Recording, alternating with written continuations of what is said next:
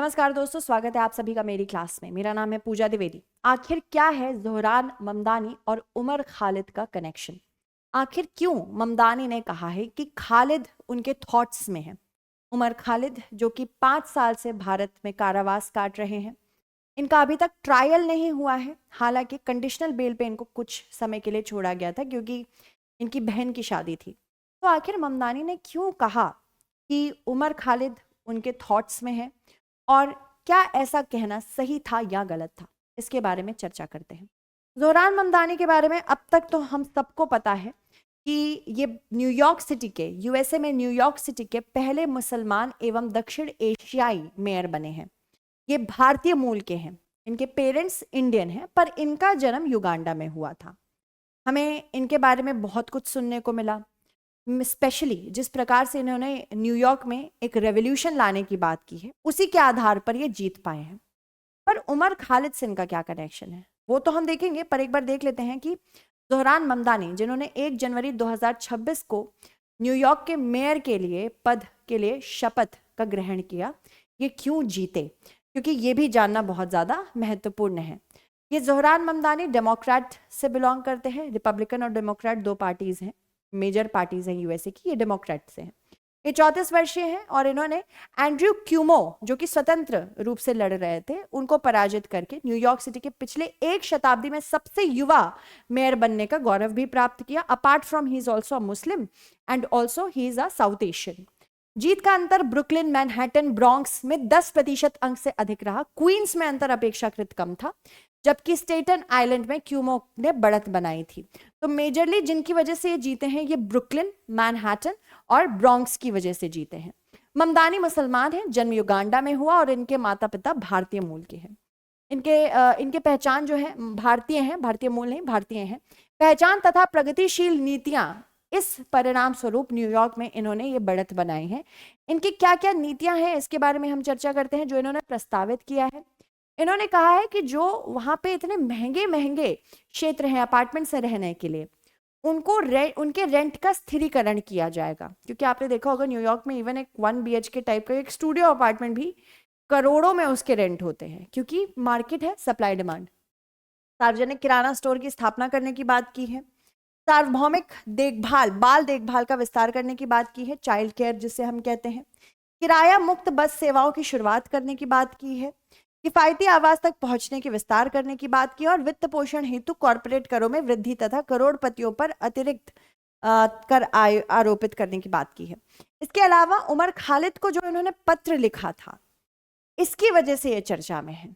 मुख्य रूप से भारतीय सरकार के स्पोक्स पर्सन, बीजेपी के स्पोक्स पर्सन बेसिकली कहते हैं कि ज़ोहरान ममदानी का जो ये कमेंट है बिल्कुल भी वेलकम नहीं है, क्योंकि ये हमारा आंतरिक मामला है। पर इन्होंने जो पत्र लिखा था वो क्या है?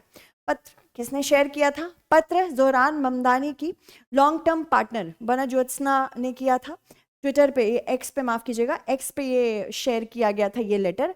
इसमें इन्होंने कहा था, ममदानी ने खालिद के लिए कहा था कि खालिद के माता पिता से इन्होंने भेंट की और इससे वो सुखद हुए, मतलब सुखद अनुभव था। खालिद के प्रति अपने विचारों और चिंताओं को भी साझा की। पत्र ममदानी के शपथ ग्रहण के बाद सार्वजनिक हुआ, यह भी ध्यान रखना है। जब इन्होंने शपथ ग्रहण कर लिया तब उमर खालिद के पार्टनर ने, जो कि जेएनयू में ही उनके साथ पढ़ती थी, उन्होंने ये शेयर किया और इसी के बाद से वो फायर में, मतलब उन्होंने स्पीच के दौरान ये नहीं कहा था। स्पीच में उन्होंने उमर खालिद का नाम नहीं लिया। बहुत लोगों को ये कंफ्यूजन थी कि जब स्पीच दे रहे थे तब नाम लिया, नहीं, ये पत्र जो लिखा था ममदानी ने खालिद के पेरेंट्स को, तब उसके बाद सार्वजनिक किया गया। इसके अलावा दिसंबर 2025 में अमेरिका यात्रा के दौरान खालिद के माता पिता ने ममदानी से उसी समय भेंट की थी।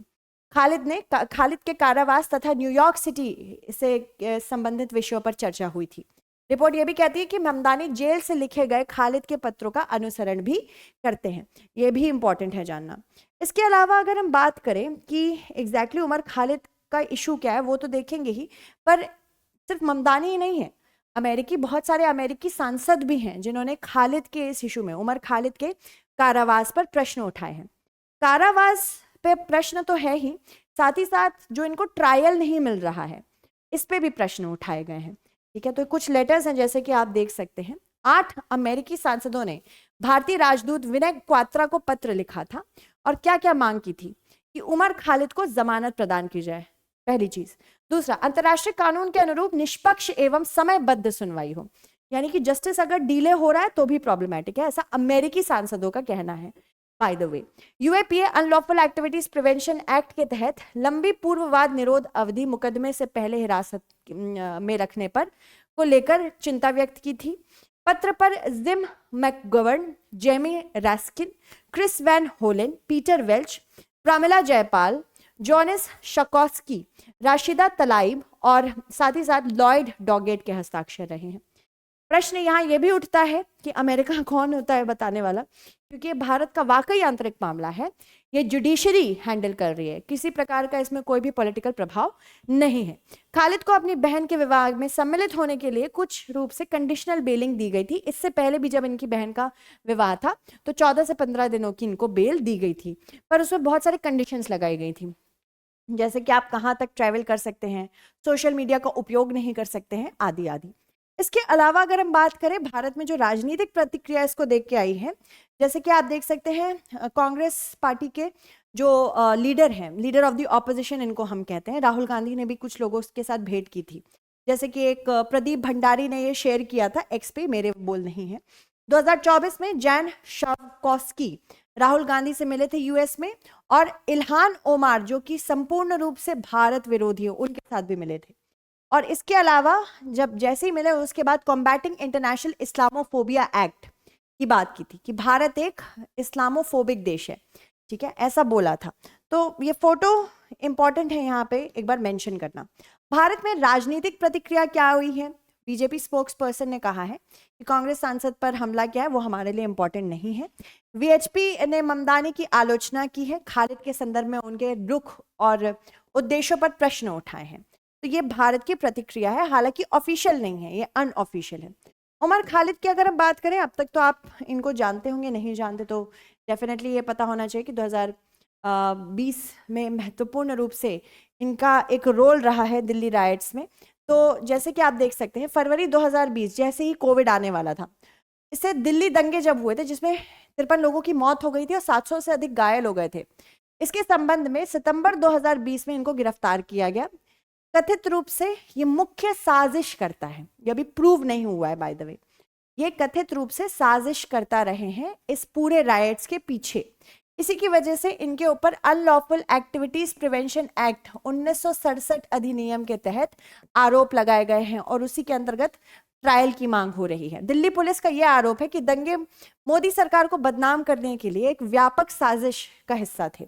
बहन की शादी में शामिल होने के लिए दिसंबर 2025 में इनको अंतरिम बेल प्रदान की गई थी और सुप्रीम कोर्ट ने उमर खालिद, शर्जिल इमाम तथा अन्य की जमानत याचिकाओं पर निर्णय अभी रिजर्व रखा है। उमर खालिद के ऊपर क्या क्या आरोप लगाए गए हैं? प्रारंभिक जो गिरफ्तारियां हुई हैं वो मार्च 2016 में जेएनयू विरोध प्रदर्शन के संबंध में देशद्रोह यानी भारतीय दंड संहिता धारा 124A के तहत पहली बार कारावास में रखा गया था।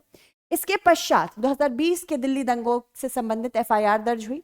एफआईआर में धारा 59 लगाई गई थी षड्यंत्र की और 101 लगाई गई थी। बाय द वे इनके ये बोल थे कि इनके ऊपर सेडिशन का जो आरोप लगा है इसमें ये काफी प्राउड है, गर्व लेते हैं।